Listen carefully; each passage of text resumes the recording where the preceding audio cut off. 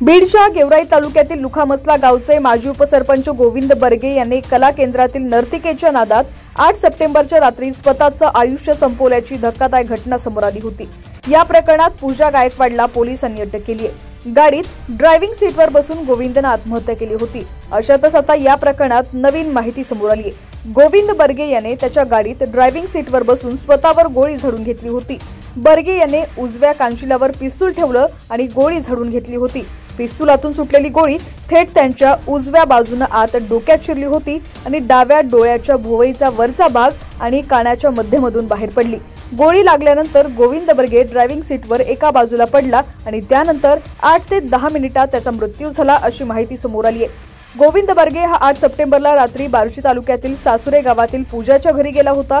त्यानंतर 9 सप्टेंबरला पूजाच्या घरापासून काही अंतरावर उभे असलेल्या गाडीत बर्गे याचा मृतदेह सापडला होता। त्याच्या गाडीत बिअरचं कॅन देखील सापडलं होतं, पण त्याच्या गाडीची बॅटरी आणि डिझेलही संपलं होतं। आत्महत्या करताना गोविंदनं गाडी सुरू ठेवली होती, तर त्याच्या गाडीच्या काचा देखील लावलेल्या होत्या।